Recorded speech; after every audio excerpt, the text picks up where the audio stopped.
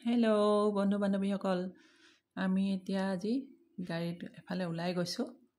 এয়া চাওক, বাইপাছেদি গৈ আছোঁ। এয়া দাদা আৰু মোৰ ভতিজাজনী আছে, বৌ আছে আৰু কোনোবা কোনোবি, আমি একেলগে গোটেইখিনি গৈছোঁ। এয়া বাইপাছেদি গৈ আছোঁ এফালে। চাব দেই, আমি ক'লৈ গৈছোঁ আপোনালোকে গম পাব দেখিলে। ইমান ধুনীয়া লাগিছে বাইপাছটো, মানে ভিৰ ভাৰ নাই। ৰাতিপুৱা সময়ত গৈছোঁ, ৰাতিপুৱা 8 বজাতে গৈছিলোঁ। এয়া এতিয়া পামগৈ আমি। এয়া চাওক, পালোগৈ। এয়া হ'ল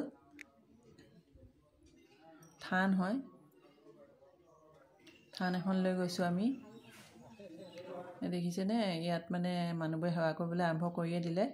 আমি অলপ বহিলোঁ প্ৰথমে গৈ পেলাই। এতিয়া মানুহ কম আছে। এয়া দেখিছে নহয়, মানুহ কম আছে এতিয়া। এইফালে চাৰিওফালে আপোনালোকক অলপ দেখুৱাই দিছোঁ।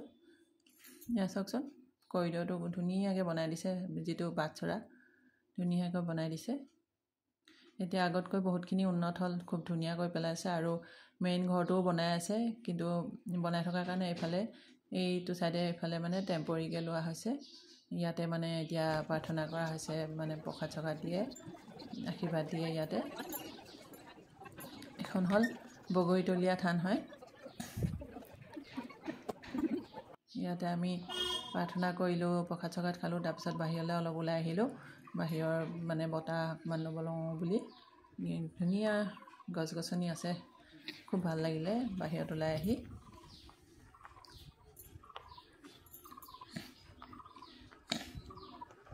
এয়া চাওকচোন, বতৰো খুব মুকলি বতৰ কৰিলে, মানে ৰ'দ দিলে।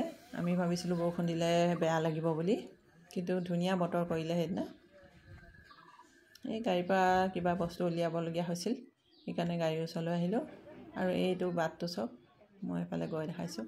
এইখিনিতে গেটখন আছে, গেটৰ পৰা সোমাই এইখিনি মানে প্ৰথম ইয়াতে প্ৰৱেশ কৰিব লাগে, তাৰপিছতহে মূল থানখন পোৱা যায়, বগৰীতলীয়া থানখন, কুন্দা আটাৰ থান।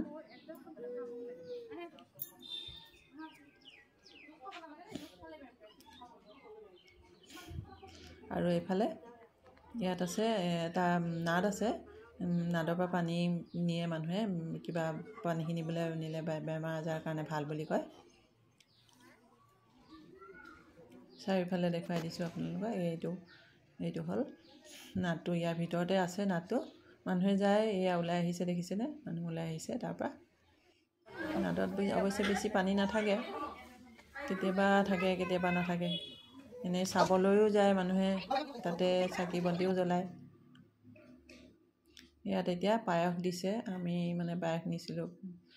এয়া পায়স বিলাইছে এতিয়া ভকতে, মানে ৰান্ধনীয়ে।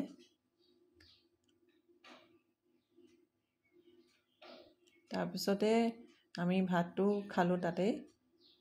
আমাৰ ভাত খোৱা মানে হেৰি দিছিলে, শৰাই দিছিলে, ভাতৰ শৰাই আৰু ভোগ আৰু প্ৰসাদ।